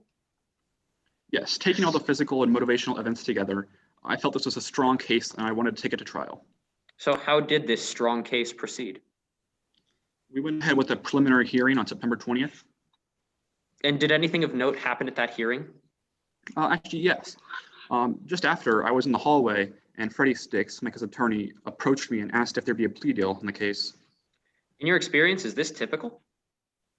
No, not at all. Plea negotiation rarely happens before discovery, but I figured if his client wanted one, I'd be happy to give him one. So what plea did you offer? Based on what I had at the time, I offered aggravated murder and 30 years. And at that moment, how much time had you spent on the Opus A case? It was still in the beginnings. I obviously went through it, but I had other cases to work on. And were the terms of this deal entirely up to you? Yes. In the prosecutor's office, assistant prosecutors have pretty much full discretion over plea deals, unless it becomes a high-profile case, in which case the senior prosecutors will become involved. And you mentioned that this all happened before initial discovery. Yes, which, as I said, is highly unusual. Mr. Okafor, do you offer a lot of plea deals? I would say compared to others in the office, no, not really. I enjoy going to trials and arguing. So what was Micah's response to this plea deal that you offered him? He turned me down. He maintained his innocence, as any criminal would. So how'd you proceed after the denial? I filed for initial discovery and marked my calendar for the trial, but I had other cases I had to get to work on. So how many other cases were you working on at that time? I had about 70 cases, but I tried 15 cases in 11 months. That was a lot of time in the courtroom, a lot of time away from being able to work on other cases. So unfortunately, I did have to request a continuance on the Opus A case. So did your work on those cases impact your ability to spend time with the Opus A case? In terms of time, yes, but I still did do my due diligence and look at all those cases. So is the continuance something you normally file for?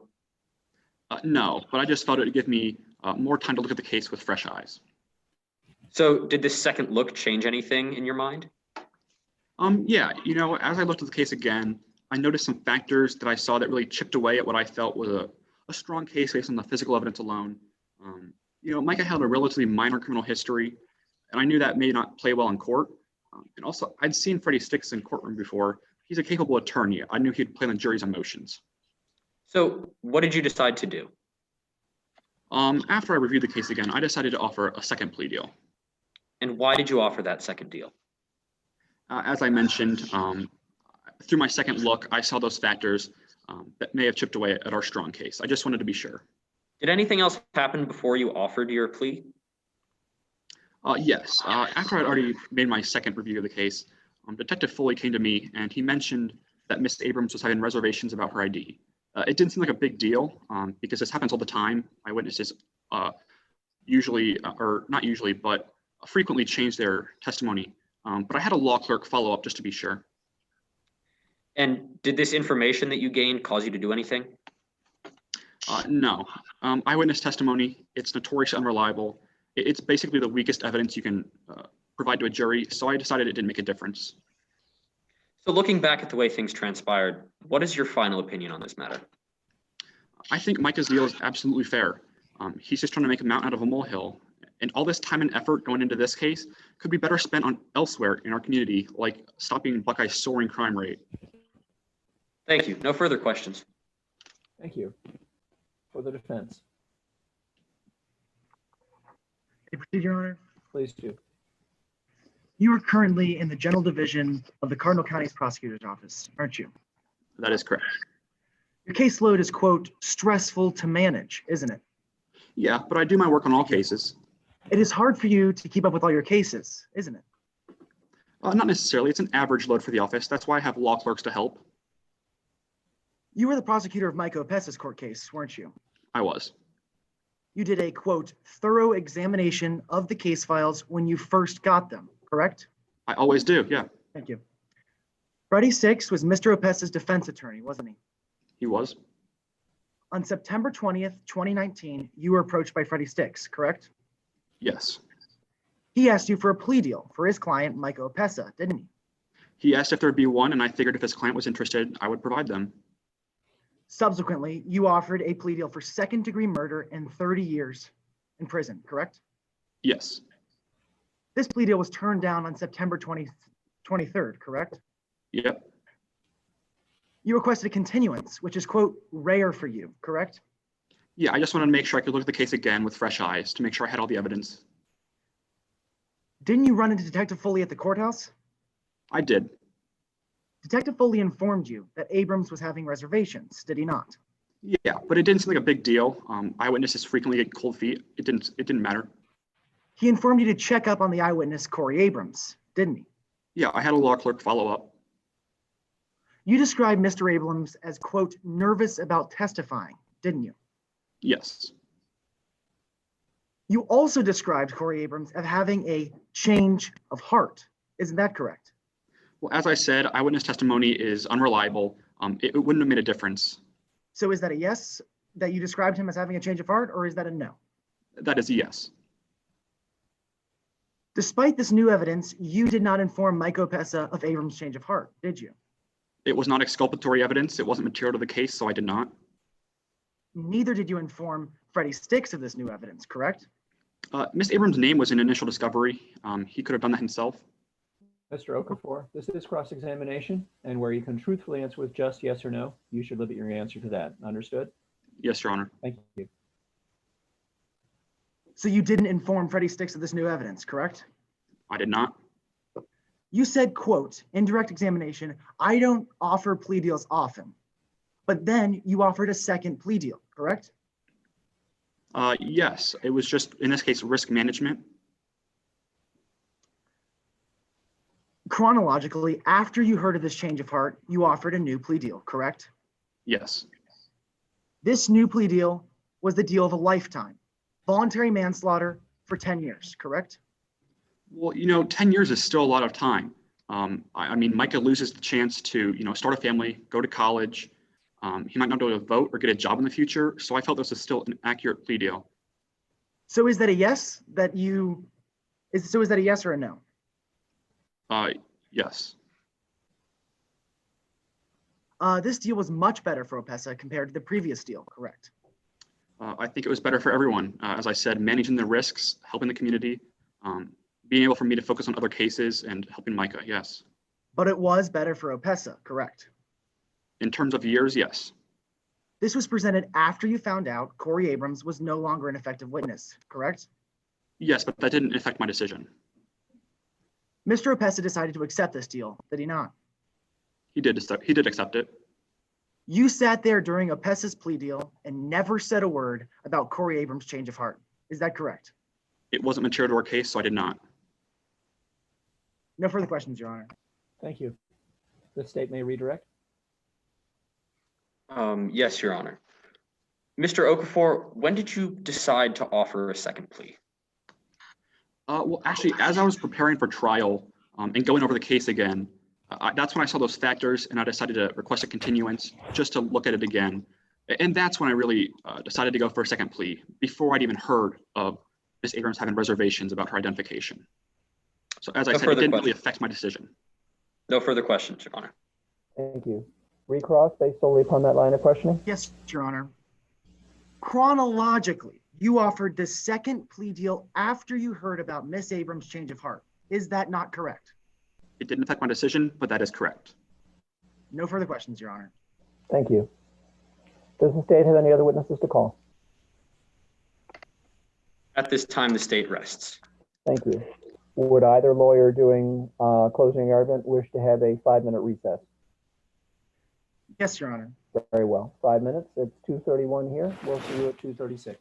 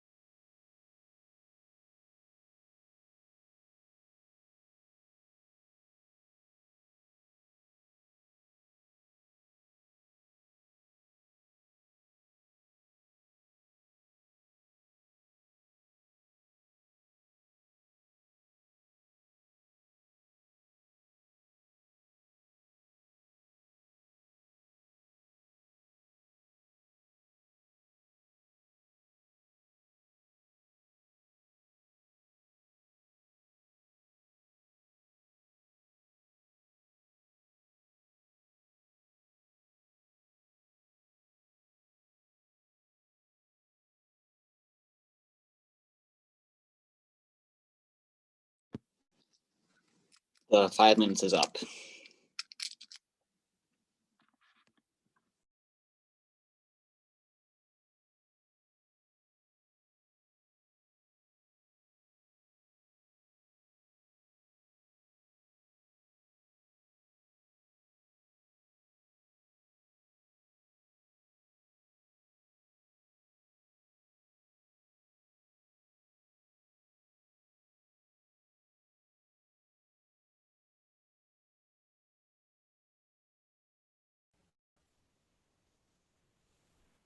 The court will come back to order.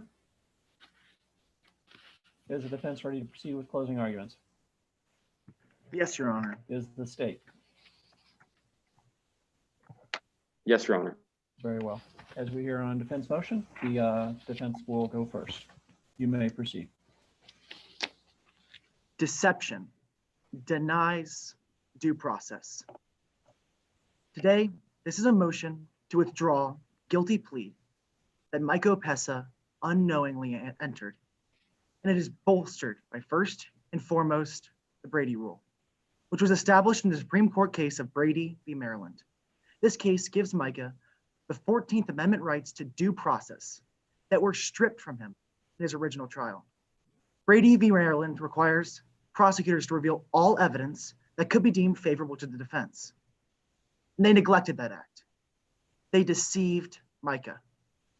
The evidence that was brought against Micah was insubstantial without the pinning eyewitness of Corey Abrams. In direct examination, we heard firsthand that Corey Abrams became worried about the accuracy of her eyewitness. She gave to a murder on a dark summer night. Corey Abrams made clear, concise, direct statements to Detective Foley, and all of those were tucked away from the defense in order to nail down just yet another case. Without the eyewitness, the evidence was insurmountable at best. As we heard from the mouth of an independent expert, a nylon thread is one of the most common materials. And a footprint from one of the single most common shoes that could not be deemed to have been photographed accurately is not enough to pin a young man for murder. Furthermore, we saw a fingerprint brought up in trial. Now, this fingerprint, as we can clearly see, used only 7 points of identification. And we heard from the mouth of an independent expert that 12 is the industry standard. They also left out a very important piece of the puzzle of ACE-V, and that is V, verification. Without verification, this fingerprint is rendered useless. The court system failed Micah. He is guaranteed due process. And when this 14th Amendment rights were violated, the conclusion the court made must be deemed invalid. The prosecution forced Micah's hand into a conclusion that he was not fully knowing of. The facts in this case almost exactly parallel the facts of Kyles v. Whitley, where exonerating evidence was withheld, just as we saw here today. Today, the court should uphold the same Supreme Court decision that was made in Kyles v. Whitney and grant Micah Opessa a new trial. The opposing counsel may continue to argue that it did not mean to withhold the new evidence, but Micah certainly was not getting a full view of the case because it was hidden from him by the prosecution. He was forced into a corner, and the only way out was taking a plea deal. The prosecution even went as far as lessening the sentence once they realized their damning eyewitness had undergone a change of heart. The prosecution had painted a picture of an airtight case against Micah, but in reality, it was only deception. We heard firsthand in direct examination that Corey Abrams made an understandable mistake when she falsely identified Micah Opessa as a murderer. Despite her mistake, she did everything she could to alert the prosecution of her misidentification. In turn, the prosecution did not reveal the facts as outlined in the Brady Rule. They simply pushed harder and harder. Without correcting the mistakes, the prosecution and the state violated Mike Opessa's 14th Amendment rights to due process.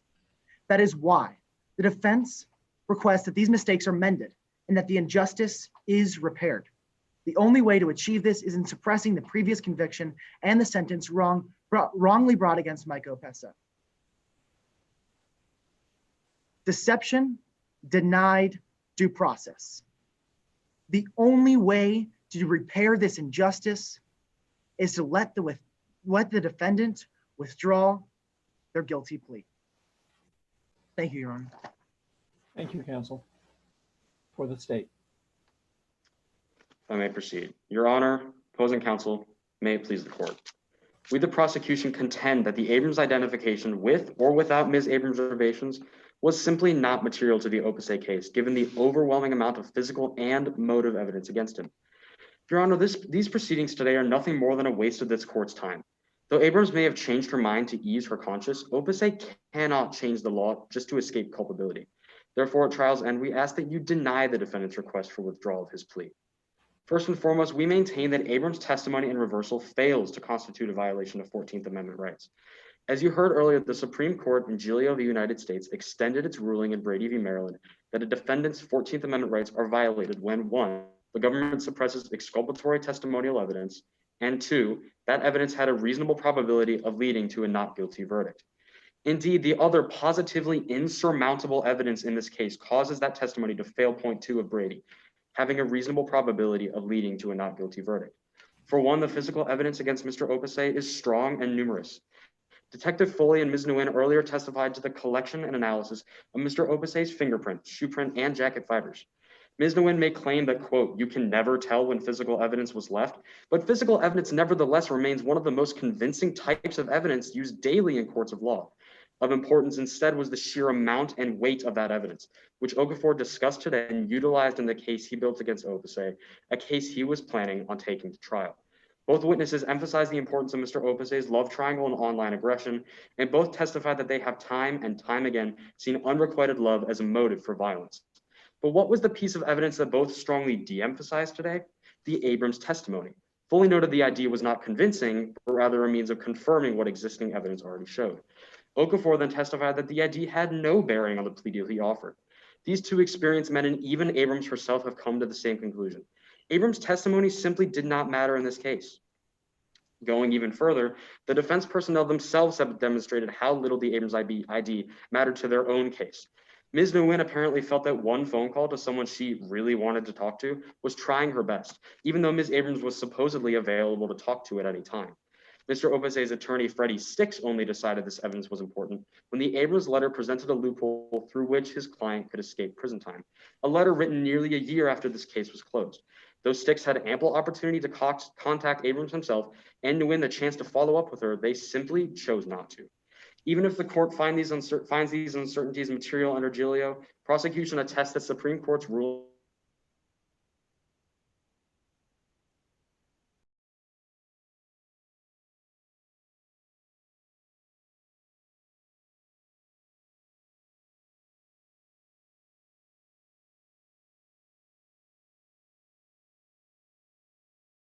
material impeachment information. Second is the matter of Rule 32.1.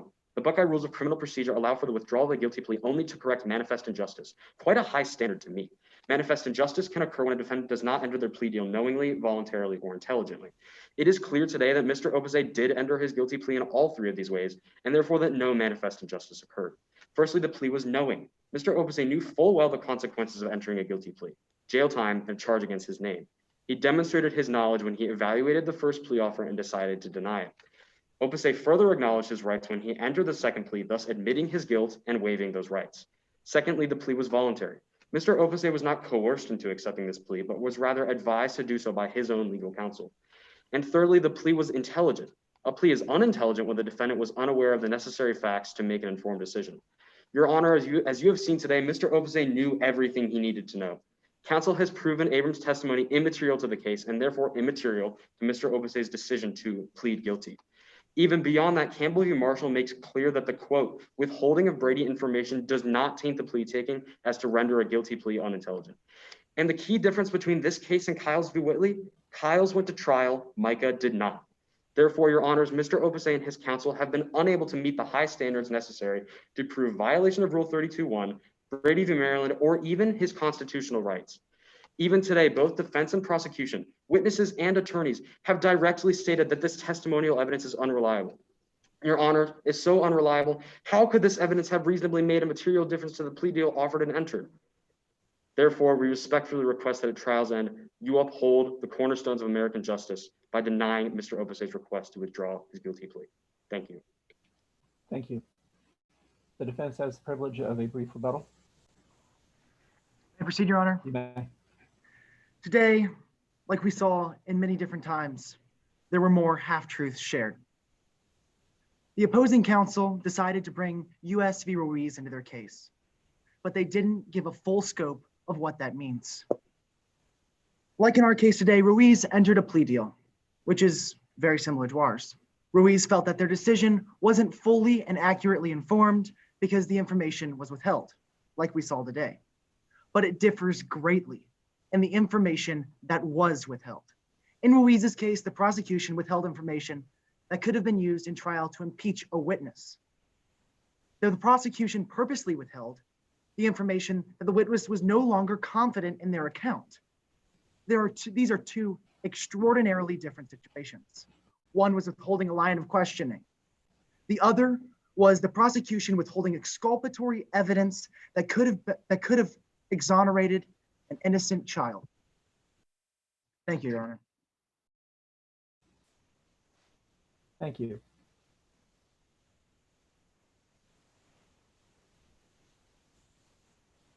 My scoring judges and I will now review and submit our score sheets.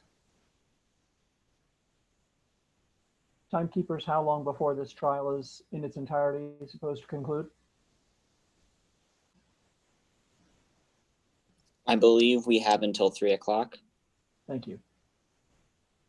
Is either team, I'll ask lead counsel for each team, is the defense aware of any significant violations of the rules of mock trial that you wish to bring to my attention?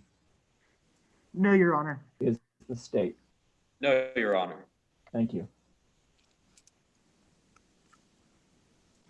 Duly noted.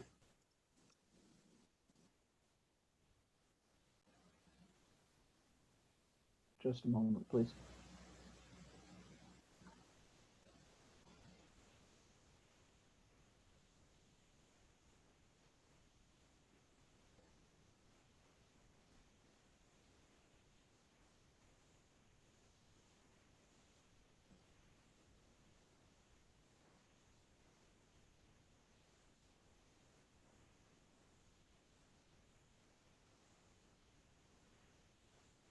Would my scoring judges like to introduce themselves, please, and offer any constructive criticism you wish? Ms. Taiwo, would you like to go first? Sure. Hi, I'm Ebo Taiwo. I'm a federal prosecutor in Cincinnati. I want to thank both teams. I thought you did a really excellent job on a very tricky kind of legal area, one that, you know, as prosecutors, we have to grapple with often. I would say generally feedback I would have, although you all did a great job, but on cross-examination, although you are dealing with an adverse party, you know, there are ways to kind of confront witnesses without being snarky or disagreeable. I think often your point is lost a bit in some of the back and forth. And if you've gotten the answer, you know, you can ask again for a yes or no. And if they weasel out of the response, at a certain point, let it ride, because, you know, the court can tell what they're trying to do. And obviously here you're dealing with 3 judges as opposed to a jury. You know, we get the we get what's going on, and it just ends up making you frustrated, and I don't think it ends up advancing the case very well. But I thought you all did a really excellent job with some of these tricky issues. Thank you, Mr. Taiwo. Ms. Oveka?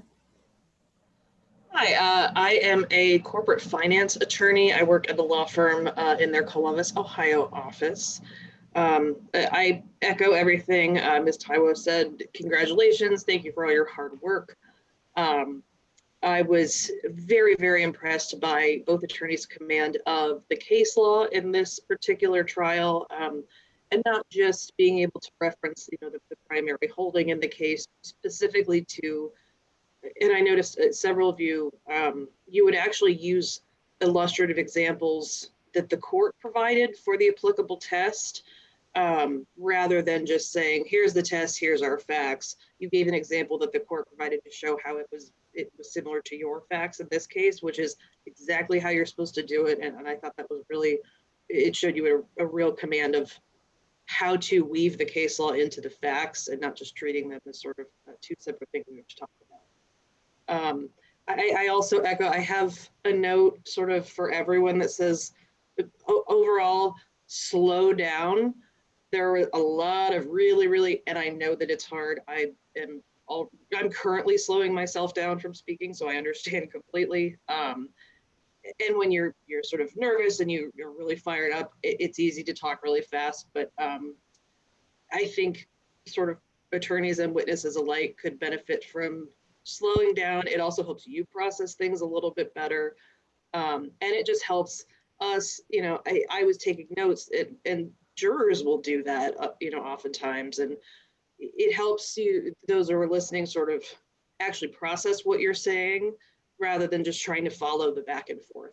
And I agree that I think Cross could have been substantially less combative, although I do want to, I understand that you want to make your point, you want to sort of prove like, oh, I got him, but it's more effective to show that you have proven your point and you've gotten them to kind of admit the thing you want in a sort of calm and professional way than it is to be like, yeah, that's right. So I would say kind of like try to bring the volume down a little bit and sort of bring the temperature down.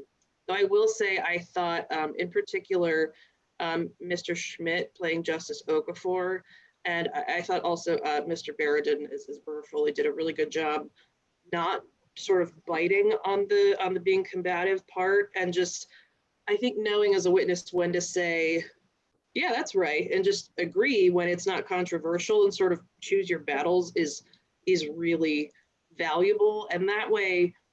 To the jury or the judges, you don't seem like you're just trying to be a pain and trying to always get your, you got to pick, and then we believe that your answer beyond yes or no is as important as it is because you're not doing it every time. But I think across the board, you guys did a really great job. All of the witnesses had a thorough command of the facts and the witness statements, and really seemed to sort of inhabit the characters that they were playing. I think, yeah, I would say sort of one constructive criticism for each team. I think defense attorneys, I wish you would have utilized redirect. I find that redirect is such a valuable opportunity to rehabilitate your witness, and holes that may have been poked by cross, you can come in and say, okay, hey, here's how it really is, right? And you could build that person back up. So I think taking advantage of that opportunity would have helped and might help you in the future. I'm sorry, prosecuting attorneys, I've got the burden backwards in my head. I think you had a really great command of objections, but I think a lot of times, again, with the pick your battles, you kind of lean into them a little too hard. You don't want us to think that you have to have the judge help you to make your case. You want to use the objection when it is truly important and when there is something that is violative of the rules. But when you know it's not going to be super material, just kind of let it go and move on. I think it makes you look a little more successful and just less rattled. So, but I think, again, everyone clearly came ready to do this today, and I'm really impressed. And thank you for making our time worth it as well. And good luck. Thank you. There was a pop-up we actually have until 10 minutes after, but I promise not to keep you that whole time. I was also very impressed by what I saw. I'm a judge of the Cuyahoga County Court of Common Pleas, which is the greater Cleveland area. Before that, I was a magistrate of Cleveland Municipal Court for 19 years. And I've been coaching and judging mock trial for many years now. And you should be very proud of yourselves. You are right up at the top of any other teams that I've seen for years now, or frankly, you wouldn't be here now at the regionals level. Most of what I'm going to offer is going to be nitpicky because you are all so good in so many ways that it's really only tweaking a little around the edges. All the lawyers I thought were poised and confident. Both openings made very good use of case law. Ms. Maffett, I would suggest you not use the phrase "my client" so much. It's kind of depersonalizing. If you can refer to your client either by the first or last name, Mr., or just even more personal and warm is by their first name, it shows you're not just a hired gun, but that you like them personally. It's a subtle way to indicate that you empathize and you were there to help them. You're not just there because you're their lawyer and they're your client. Both the prosecution in both the opening and the closing said that the defendant was wasting this court's time. I think that's a very dangerous phrase to use. Courts are here to consider these kinds of questions. And I understand the point you were trying to make, but most judges, in my experience, if you use a phrase like that, the judge will, if someone, they indignantly say, "It's not wasting my time, that's my job." And it is, I think, a little too insulting. It goes a little too close to the line, if not crossing it, in casting aspersions on the defendant under the circumstances. Ms. Eckert, in your testimony as Nguyen, as with all witnesses, you're right on top of things, just as my scoring judges said. You did use a few too many ums, I noticed. When you're an attorney, if you ever are an attorney, the first time you see a transcript, if you have a particularly merciless court reporter, they're going to put all those ums and uhs in, and you're going to be horrified. You're probably unaware of it as you're doing it. Most people are. But if you have nothing to say, then just keep your mouth shut. Most people use an or an to buy themselves a little time to think of what they're going to say next. I encourage you to be conscious of when you're doing that and just don't say anything rather than use an or The phrase, the word analyzation was used. I think analysis is more grammatically correct. There was reference to industry standard. Since law enforcement is not really an industry, I would use the phrase law enforcement standard. For the witness asked about the shoe print photo, the witness was not asked directly, "What is it?" And you sort of fall into the trap, I think lawyers in these cases often do, because they're so familiar with a case. They know all the exhibits forwards and backwards. Remind yourself the court has probably not seen them before, and you need to cross your T's and dot your I's and have your witnesses explicitly say, "Yes, that is a photograph of the shoe taken at blah, blah, blah." There was reference to evidence being circumstantial at best in kind of an insulting way. Circumstantial evidence can be very powerful, as they say. You know, you go to bed and there's no snow on the ground. You wake up and there's snow on the ground. Did you see it snow overnight? No, you didn't, but it's circumstantial evidence that it did snow. It's very, very powerful circumstantial evidence. So evidence being circumstantial in and of itself is not really a cause to cast aspersions on it. In cross, Mr. Desberg, I believe it was, as to Charlie Nguyen, you twice said "interesting" in response to a witness's answer. You also said "that is disappointing" in response to another witness's answer. It is not the lawyer's job to offer commentary upon the testimony. So just hear it, listen to it, process it, and move on. Don't give little editorial comments as you go. Some judges get very irritated by that. There was use of the word recantment. I think recantation, again, is more grammatically correct. And Mr. Desberg, I believe it was, as to Abrams, began a question with "one more time," which in the real world will draw an instant objection, asked and answered. Don't give any cues like that you're asking the same question again. Very good job, I thought, on both sides with River Foley and Justice Okafor. I did think, Ms. Maffett, your cross was a little too sarcastic, a little too harsh under the circumstances. I would dial it back just a little bit. You do want to show a little self-righteous outrage now and then, but it struck me that your cross was consistently like that, and it sort of, it sort of diminished its own effectiveness that way because you sort of hit it at 10 and didn't have much room to go after that in terms of your level of outrage. Closing arguments, Mr. Lundy, am I pronouncing that correctly?